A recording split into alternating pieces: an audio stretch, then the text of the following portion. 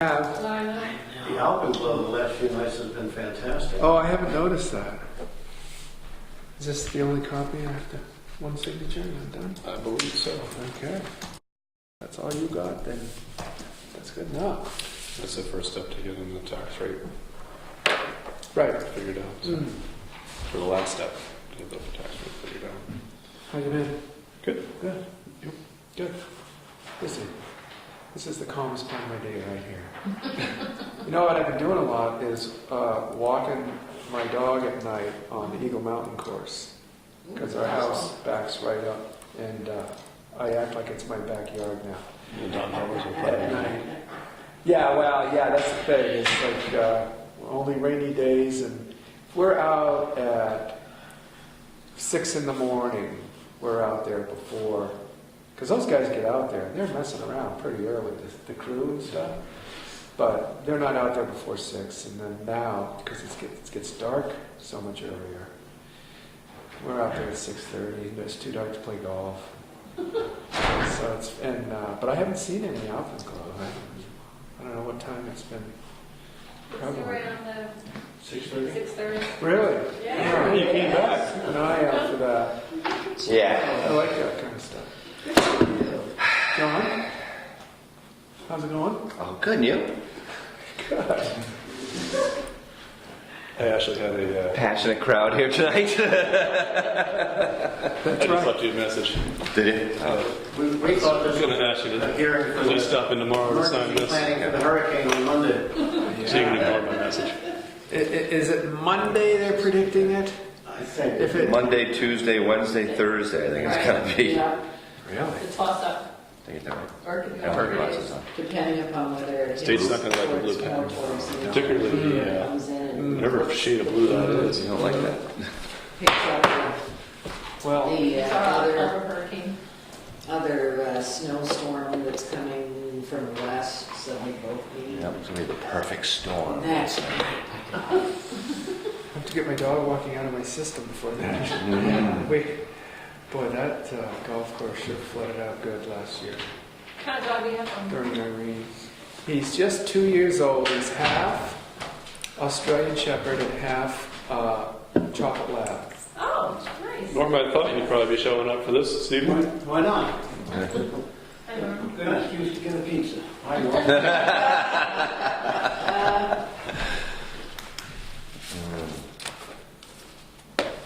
But and he's all black. Oh. No, none of that merle. The Australian Shepherd has that merly, none of that at all. Some of his litter mates have it. None of the eye things or anything, No. great. You know Rob and Nancy Yeah, Clark? yeah, they got them. They have a dog from the same litter Oh, that does have the merly Yeah. stuff Yeah. going. But ours is all black. Tough to keep up with at night. And there's a lot of beaver activity right now in that river around, as it goes through the golf course, yeah. Slapping their tails at him. Really? It's pretty wild. A lot of chews, yeah. Yeah. that's what every dog needs. Uh-huh. And I'm like, yeah, hop in. Come on. He's like, I'm not going in the water with that noise. No way. Oh, maybe, I don't know.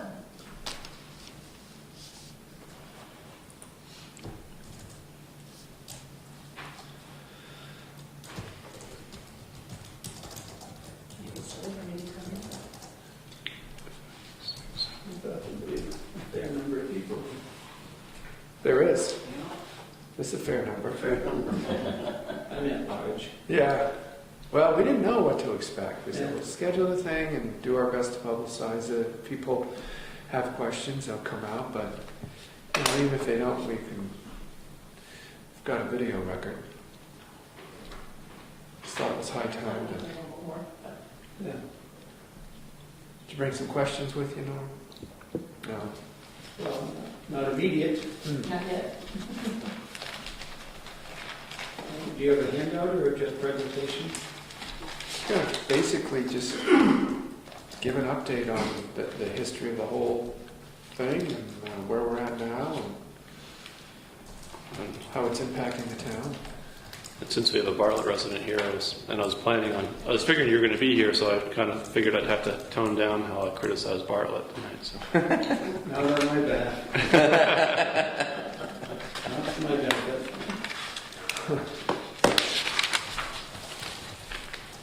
Yeah, I think I'd dressed up if I'd known someone from Bartlett was going to be here. Get a tie or something. I'll wave it, get more comfortable. No. Then it'll start to echo in here. Yes. Oh, I think there's another car out there, so wait another minute here to see if that person's coming in. Before we- Do you have coffee tonight? It's 7:30 game, so I'll be missing it tonight. Sorry, my legs could use a week off. So. Just play once a week. Yeah. Unlike Julie that plays 3 times a day. I'd like to play another time a week, but it's just too hard. Conway was closer maybe, but it's tough to get down there. I mean, most of the games are after 9 o'clock at night, so it's like getting down there after 9 o'clock at night. A half-hour drive. That place is crazy busy at the weirdest times. Well, we play right through. I mean, we're there till midnight. Yeah. Right And there, then that's the it. kids start like at 5 in the morning or something. Ice time. It's valuable. Cool. We played indoor soccer at Cranmore. We played at night, last hours of the day. Yeah. Hey, Carl. Hey. Hey, Chief. Well, Undercover tonight. I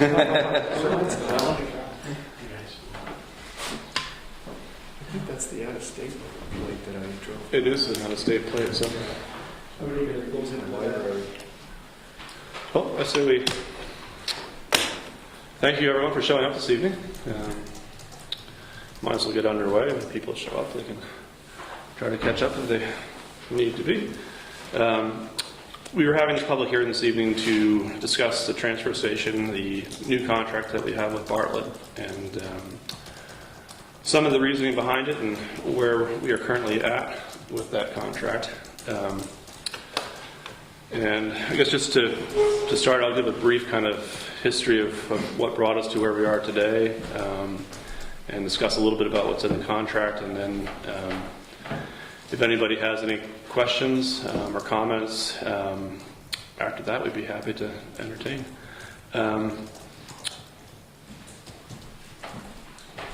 This new contract was signed in March of 2011. March 2011. And what brought us this contract was, I guess, going back to basically almost 2004, really.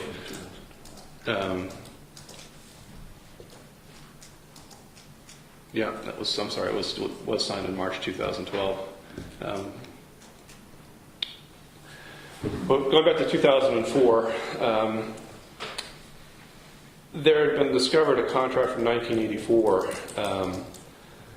that had a different kind of cost-sharing agreement that was going on at the transfer station. And at the time, the Jackson Selectmen kind of felt that Jackson was paying more than its fair share at the transfer station, and asked to begin negotiations with Bartlett in trying to rectify that. And nothing happened for a few years, really. But then eventually Bartlett did agree to sit down at the table and discuss the cost-sharing agreement with Jackson.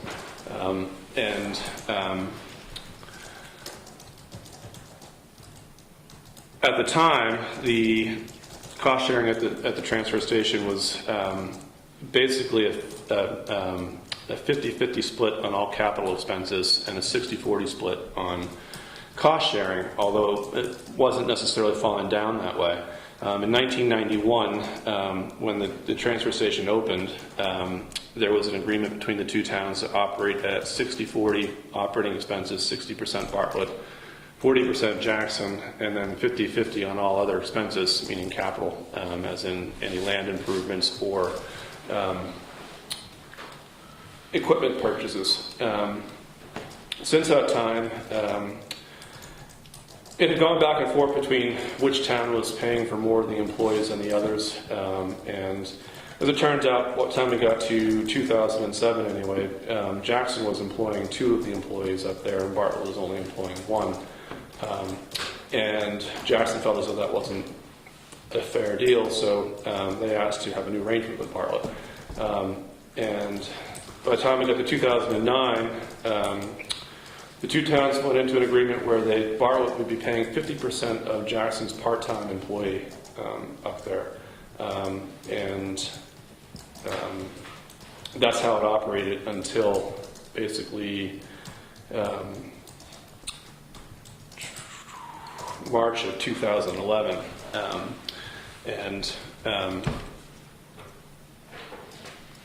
In between 2009 and 2011 was when most of the negotiations were going on between Jackson and Bartlett, and they had reached a stalemate. Jackson was asking to go back to the 1984 agreement where the cost sharing was where all the costs on the transfer station were supposed to be done by equalized evaluation. And equalized evaluation at that point in time was somewhere around a 77% Bartlett, 23% Jackson. Cost split between the valuations of the 2 towns. And that was for all expenses, capital expenses and operating costs. And Bartlett was agreeable to go back to something similar to that. They were agreeable to go back to the 1984 contract, but they didn't want to go back to the way it was written in 1984. They wanted it to be modified. They were in agreement to do something different than what was going on in 2009, but didn't want to go back to as it was written in 1984. For 2 years, the 2 towns were in negotiations to try to agree on how to share costs up there. Never got anywhere. And Jackson asked to go to court to have the court rule on the validity of the 1984 contract.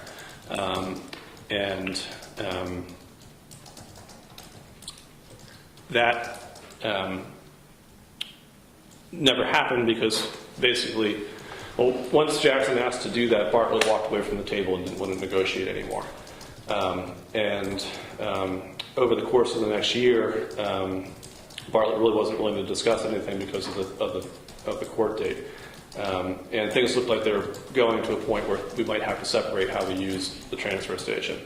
Bartlett did offer us one last chance to come to the table under a completely renegotiated contract. They said, if you're willing to start from scratch and negotiate something completely new, we're willing to sit down at the table with you. And at that point in time, the Board of Selectmen would agree that that might be in the best interest of both towns. So we sat down with Bartlett, and over the course of the next 9 months, I believe it was, we agreed to the new contract that we signed last March 2012. And this contract has a cost-sharing agreement of 75% of the costs, operating costs, are to be borne by the town of Bartlett, and 25% of the operating costs are to be borne by the town of Jackson. And that's basically reflects the equalized evaluation split. I believe the equalized evaluation split today is like 76% Bartlett, 24% Jackson. So it's based pretty closely on that. And major capital expenses such as rebuilding a road, building a new building, are going to be shared at a 50% cost sharing. Both towns supply 50%. And capital equipment such as tractors, tires, trucks, things like that will be shared at 60% Bartlett, 40% Jackson. And the idea behind the capital expenses being, the major capital expenses being 50-50 is really that both towns recognize if we were going to operate a transfer station by ourselves, we would bear 100% of that cost. So regardless of who uses the transfer station more per population, we're just better off sharing that together, and that's why we agreed that 50% would be a fair and equitable cost sharing on that. Now, when it came to equipment such as tractors and tires and such, That's where we really had the most trouble because, Jackson was arguing for equalized evaluation, and Bartlett's argument was, well, that's not how equipment gets used.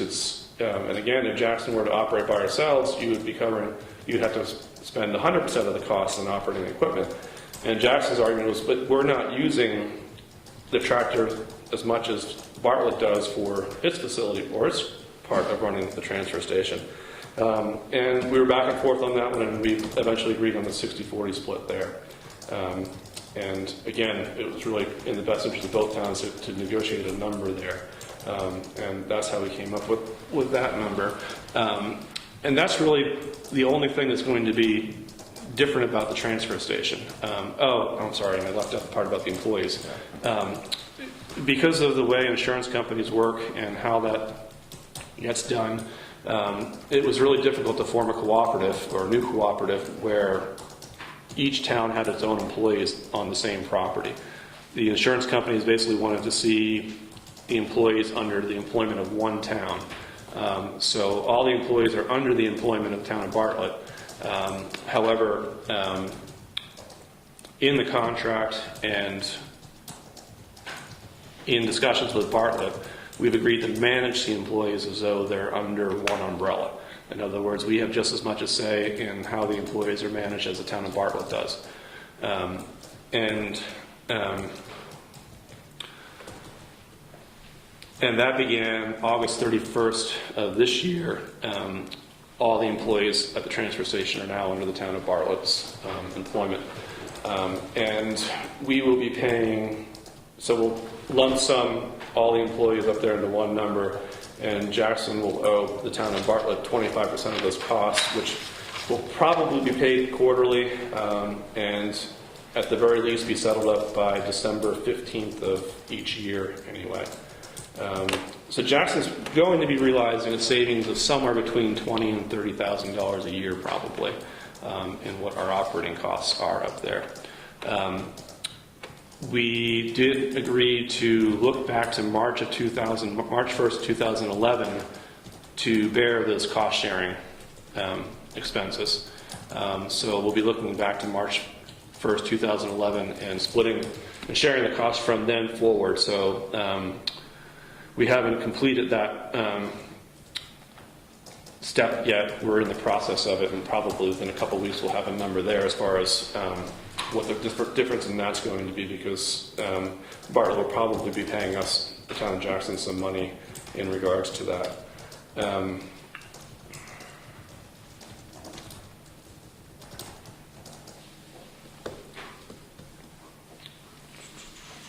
This contract, the numbers in the contract as far as the cost sharing is concerned, whether it's for operating costs or capital costs, are valid for the next 5 years.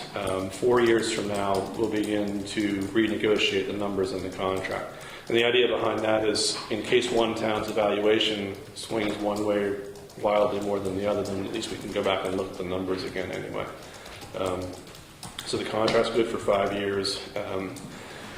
It can be amended at any point in time through negotiations of the boards of selectmen between both towns.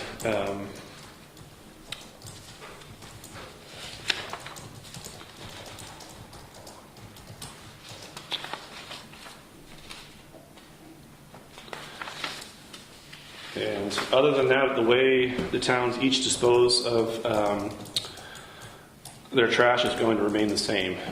Jackson still maintains its own dumpster for household tipping. Bartlett still maintains its own dumpster for household tipping. And we'll still pay, each town will still pay its own expenses for that. So we're not going to share those expenses. We never have shared those expenses, and we won't moving forward with this contract. So basically, the only thing that this contract changed was the cost sharing from 60-40 to 75-25. And it basically remains the same for capital, except for a minor adjustment with capital equipment. And I think what it really reflects is the ability for the towns to sit down at the table and plan the future of the transfer station again, where we're working very well with the town of Bartlett in regards to how the transfer station operates. we can sit down now and talk about some short-term fixes that we need up there, and then our long-range plans for how we want to manage the transfer station, because there are some improvements that are needed on the property. And now we can really sit down and start to focus on those, which is really the biggest plus in having this contract completed and moving things forward up there. John, Bob, am I missing anything in the overview there? No, I think that you hit all the points that I'm aware of as being my first year, just getting up to speed with this myself. But you mentioned the long-range plans moving forward and some things we want to do a little differently or think we could do more efficiently. And we've agreed to kind of take a look at the master plan up there and probably update our master plan and take a look at everything. Is it laid out the way that's most efficient for it to be laid out now in this time of recycling and people going to dump stores and just really getting a look at the thing from an operational standpoint to make sure that we've got it laid out as efficiently as we can. And I'm looking forward to seeing that kind of progress made up there too.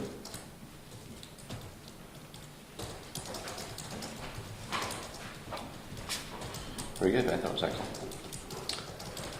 So does anybody have questions, comments? Dad? And three. One, how was the suit that Jackson brought for ruling on the 84 agreements decided? Two, in as much as the expenses of each town's tipping fees for both the household trash and I'm assuming the construction debris are paid for separately by each town, what expenses are actually shared? And number three, the revenue side of the stream from the recyclables, how is that shared? And then how are those funds from the revenue used in the operation expenses?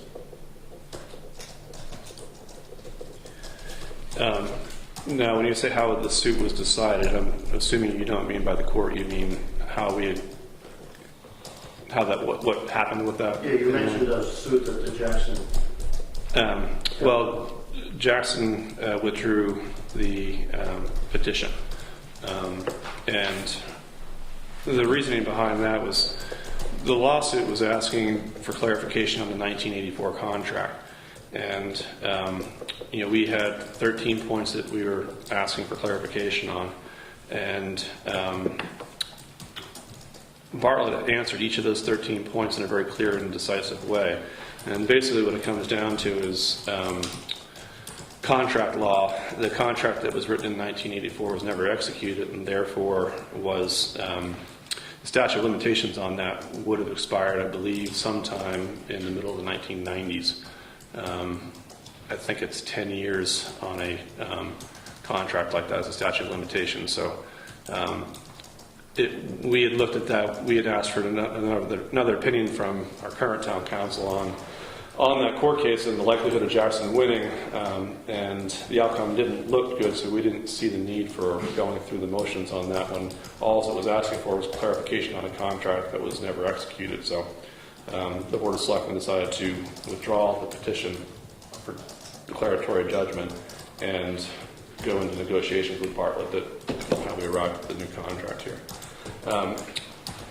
The tipping fees are paid for separately, as they always have been.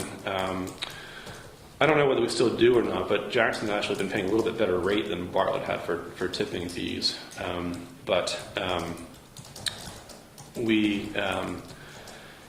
We pay, I think it's somewhere around $126 a ton for tipping, and that doesn't include the trucking fees, of course, but those are going to remain the same. I think last year we spent about $24,000 on our household tipping trash,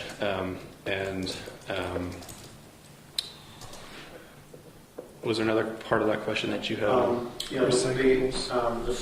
The second part of the cost side of the question was what operating costs are the town sharing? Oh, okay, yeah, no. So the costs that we're sharing are basically all the costs. on the transfer station. The only thing that we pay for separately up there is the tipping fees for the household trash. In other words, what we put into the compactors. So it's maintenance and labor. Maintenance and labor is what we share costs on. We do pay separately on insurance, and we pay separately for the tipping fees, and we do pay separately for the construction that's hauled off. Now, on the revenue side, most of the revenue that we get is from metal and from cardboard is most of the revenue that we get up there, and that all goes into the joint bank account. And that has been building considerably over the years and was basically staying there stagnant because the towns couldn't agree to do anything. Well, since the towns have been able to agree to work well together, we've been able to use that bank account on expenses. For instance, we purchased the new roll-off truck this year for $30,000. We did some paving recently up there. This was all paid by revenue from... This is all paid for by Tires. revenue. Tires for the tractor, I think, right? Yeah, tires for the tractor, maintenance on the vehicles. A lot of shared costs lately we've been paying for from revenue from the recyclables, which hadn't been done until this year. We were able to do that this year because, again, we've been able to agree on how to operate up there. So we've finally been able to use the money that we've been generating from the transfer station to actually pay for some of its operating costs. And what's our percentage of share in that? That'll reflect, our percentage of share in that's basically going to reflect the operating cost, which is 75-25, if you will. But we've decided to leave that money in the bank account now, so it's really being used to pay for. We split basically the costs on the truck when we purchase it, and also, I mean, it's as long as it's in that bank account, we've been paying for it pretty much equally. So, it's long and short of that. Thank you. Jerry, I can see the problem with the equalized evaluation thing down the road, but a 5-year contract seems awful short. And the reasoning there really was, it was kind of more Jackson than it was Bartlett, I think, at that point in time. And it was mostly because, if right when we were going through the negotiations on the cost sharing reflective of equalized evaluation, Bartlett was going through the reval. And I kind of think that Jackson thought that Bartlett's valuation was going to skyrocket. And so we wanted to have some leg room there if it had happened that way, where if the cost sharing really should be something more like 90-10. I mean, I don't know, we were thinking it would come to that anyway, but at the time we thought that Bartlett's evaluation was going to go way up. It didn't. It actually went down, and it actually made, because before it was 77-23% difference in equalized evaluation. Now I think it's just under 76-24, which is pretty close to 75-25. But the shortness of that was really Jackson thinking that Bartlett's evaluation was going to go way up. And since that didn't happen, it's kind of a moot point at this point in time. But I really think that with how the communities are getting along as far as the transfer station is concerned, I don't see there really being any difficulty in renegotiating a contract 5 years from now.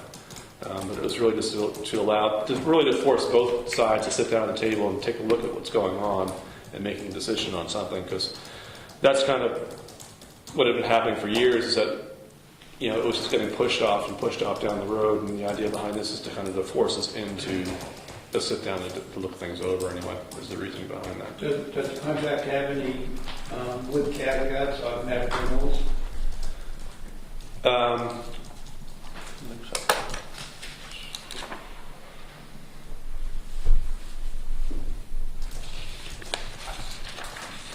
It does. Basically, if there's no new agreement, the current agreement maintains until one town decides to sever. There is, severance terms in the contract, and those are the same that was in the 1984 contract, actually. And it's really the same that the RSA's back up, and it basically says that one town wants to back out of the agreement, they can, but the other town can maintain and use the property for its intention purposes indefinitely. So until both sides decide to stop using it together, then either town still has access to the property anyway. The last comment I have was I'm not in the habit of visiting dumps, but I happen to be visiting a friend in Tuftonboro. And if you've ever seen a dump that is absolutely magnificent, go see that one. The way, it's a much smaller town than our combined towns, obviously, but it is just fabulous. It's very well organized. Drive in undercover to dump your household trash, and the way the recyclables are laid out, when you drive out a different way than you drive in. Those things you can't change up here, but it might be worth, if you're down that way sometime, stopping in. Well, thanks for that information. The idea of driving out a different way than you drive in, I think, is, it may be achievable up there, and I think that thing alone might be the best thing to alleviate some of the traffic problems that we have up there and some of the safety issues that we have. And it's exactly the kind of thing that we can be looking at now. Doug Garland and I think, are supposed to try to get together at some point in time and try to start talking about the master plan, because there are some short-term fixes that are needed up there. And it'd be nice to have kind of a more solid kind of master plan in place up there before we decide on the short-term things as well. So it's one of the reasons why it's taken so long to get this on the table and get it executed is that, both towns really have other things to do. I mean, particularly when the flood hit last year, the hurricane hit, and all the different things that the plates that we try to spin, the reasoning why it took so long was not, I don't think, anything to do with bad faith on either town as much as it was just timing. I mean, we all have more important things to be doing, and this is one that we just kind of pushed off, and it would be nice maybe if someone would hold our feet to the fire a little bit and trying to get a master plan complete for the transfer station up there and start getting some important fixes done. I have seen some other transfer stations in the state that are actually run much worse than ours as well. So I've only seen those. It would be nice to take a look at something that's working well. So if I can, next time I'm in that area, maybe I'll stop in and see it. I don't even know if it's working well from a management standpoint, but I know visually it's very impressive. What would you have wanted to see for a length of a contract? 5 struck you as well, based upon low. how long we spent to obtain. Probably at least 10, maybe 10, maybe 20. with a caveat of 5. I don't know, Uh-huh. but that's neither here nor there now. Yeah. Well, But it might be something to, if you're successful 4 or 5 years down the road, right. if you think it might be worth this time, then maybe both parties would agree to a longer term then. Mm-hmm. And you won't wait till the 5 years to begin negotiation. You do it in like 3.5 or 4. That would be the idea, yeah. And like I said, I really believe that one of the things that we were trying to achieve with that was to force us to actually sit down and just review what we have. And it's certainly very simple to say, okay, what we've got is fine, let's just extend it. And also to take a look at if one side feels as though they're not getting a fair share, then at least it just forces us to sit down and discuss it anyway. So that was the primary reason behind it.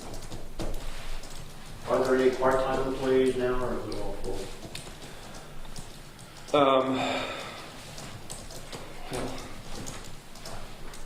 Raymond Hill is certainly part-time. Yeah, there's several part-time employees that fill in. We have 3 main employees up there, and then when one of them's out, then there are part-time employees that fill in for them.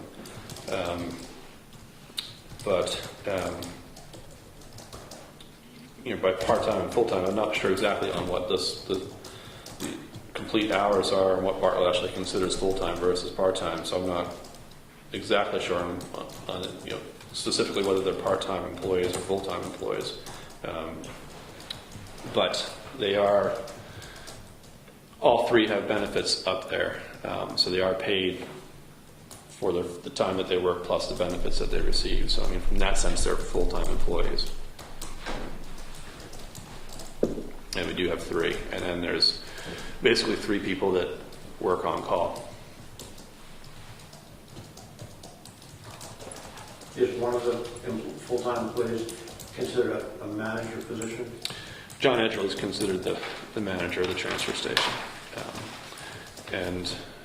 That's something that both towns was one of the more important aspects of negotiating this contract, is that both towns wanted very much to protect John's position up there and make sure that he was accommodated for.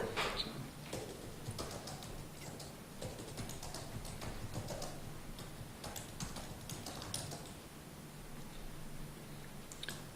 Is there anything else from anyone? Good job. Yes, very good job. You've done a very good job of presenting this. Thank you. And arranging it. And arranging, yes. Well, again, I thank you all for showing up this evening. Hopefully there's lots of viewers out there that maybe got a chance to see what we had going on. And if there's nothing else, I'd probably wrap things up. Yeah. Call the meeting to a close. Thank you, gentlemen. Thank you for coming. Thanks for coming. Martha, thank you very much for, and Thank you. thank you very much. It's Mark, you have to stay for another half hour, though. Okay.